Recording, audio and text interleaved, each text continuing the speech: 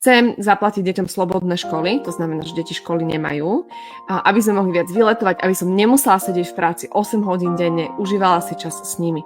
To znamená, že úplne cítim bytostne, že nemám a keďže nemám, som v priestore nedostatku, toto chcem a snažím sa to vymyslieť hlavou. Tá druhá časť tej otázky, ako teda peniaze, alebo škola, alebo štipendium, ja musím vymyslieť, ako sa to má stať.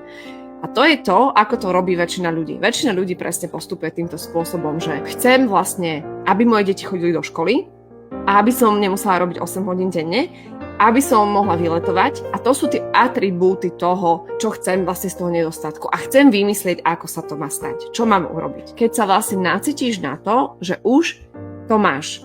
Máš deti v škole, máš voľný čas, robíš, čo ťa baví a náplňa. Aký pocit to v tebe vlastne vyvoláva? Ako sa cítiš? Ako sa vnímaš? A z toho pocitu potom začínaš vnímať, ako to vyzerá potom v praxi. To, čo vnímam, že ty tam hľadáš, je vlastne ako sloboda. Že je tam tá sloboda a možnosť robiť si, čo chcem. A ona opäť sa môže stať veľmi rôznymi spôsobmi. Hej? Vlastne my nevieme predvídať, ako tá sloboda do môjho života bude prichádzať.